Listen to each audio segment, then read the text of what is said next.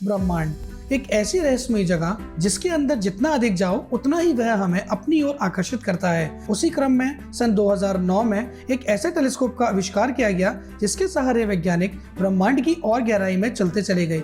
7 मार्च 2009 को सुबह के 3:49 पर जब केपलर टेलीस्कोप को लॉन्च किया गया था, तब ये टेलीस्कोप भविष्य में इतनी खोज करने वाला है इसकी किसी ने कल्पना भी नहीं की होगी।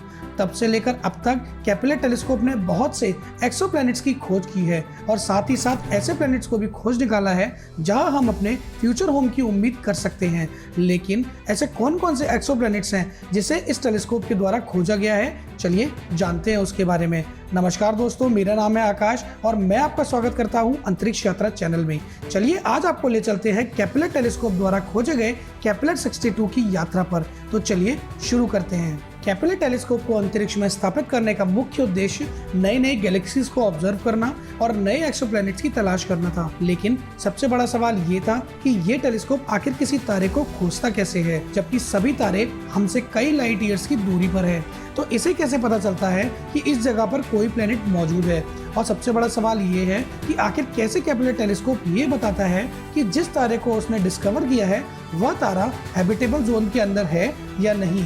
अगर आप हैबिटेबल जोन के बारे में नहीं जानते तो इस ऊपर बने आई बटन पर क्लिक करके हैबिटेबल जोन से रिलेटेड वीडियो को जरूर देखें, जिसमें हमने हैबिटेबल जोन के बारे में पूरी जानकारी दी है। जैसा आप जानते हैं कि हमारे सौरमंडल में हमारी पृथ्वी ग्रेविटी की वजह से सूरज के चारों तरफ चक्कर लगाती है, ऐसे ही पूरे यूनिवर्स में बहुत से प्लैनेट्स किसी न किसी तारे का चक्कर लगा रहे होते हैं। केपलर टेलीस्कोप बेसिकली इन्हीं स्टार्स को ऑब्जर्व करता है जिसकी रोशनी पहले से ही काफी तेज होती है, तो इन्हें एक अंधेरे ब्रह्मांड में ढूंढ पाना मुश्किल नहीं होता, क्योंकि इन तारों का आकार काफी बड़ा होता है और केपलर टेलीस्कोप बस उस तेज रोशनी को फॉलो करता है। जब वह किसी तारे को ढूंढ लेने में सक्षम हो जाता है, फिर वह एक बेसिक से रूल का प्रयोग करके उस तारे और उसके सभी ऑर्बिट करने वाले प्लैनेट्स का पता आसानी से लगा लेता है। जब केपलर किसी तारे को ढूंढ लेता है, तब वह उस तारे को एक पॉइंट से ऑब्जर्व करना शुरू करता है और ऑब्जर्वेशन के समय जब भी कोई ऑर्बिट करने वाला प्लैनेट केपलर टेलीस्कोप और मेन तारे के बीच में आता है, तब उस तारे की रोशनी प्लैनेट के सामने आ जाने की वजह से कम हो जाती है। इस प्रोसेस को ट्रांजिट कहते हैं और इसी प्रोसेस से केपलर टेलीस्कोप को किसी भी प्लैनेट के साइज और ब्राइटनेस का पता चलता है और इस प्रोसेस से यह भी पता लगाया जाता है कि किसी भी प्लैनेट्स के तारे को ऑर्बिट करने में कितना समय लगता है। अभी तक केपलर टेलीस्कोप ने लगभग 2662 एक्सोप्लैनेट्स को खोज निकाला है और उनमें से करीब 16 प्लैनेट्स ऐसे हैं जो अपने स्टार के हैबिटेबल जोन में भी मौजूद हैं। केपलर टेलीस्कोप ने इनमें से ही एक ऐसे स्टार सिस्टम को डिस्कवर किया है जिसके कि 2 प्लैनेट्स हैबिटेबल जोन में आते हैं। जी हाँ, हम बात कर रहे हैं केपलर 62 सिस्टम की। केपलर 62 एक के टाइप रेड ड्वार्फ स्टार है जो कि कम चमकीला और लंबे जीवन काल वाला तारा है। लायरा कॉन्स्टेलेशन में स्थित केपलर 62 सिस्टम में कुल 5 प्लैनेट मौजूद हैं।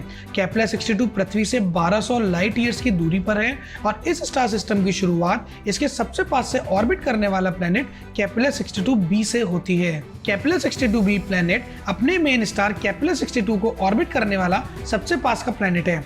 इसका डायमीटर पृथ्वी से लगभग 30% बड़ा है और ये प्लैनेट पूरी तरह से कठोर सतह का बना हुआ है और इस प्लैनेट के अपने तारे के सबसे पास होने की वजह से इस पर किसी भी तरह के जीवन की कोई भी उम्मीद नहीं की जा सकती है। ये प्लैनेट अपने मेन स्टार का 5 दिन में एक चक्कर पूरा कर लेता है।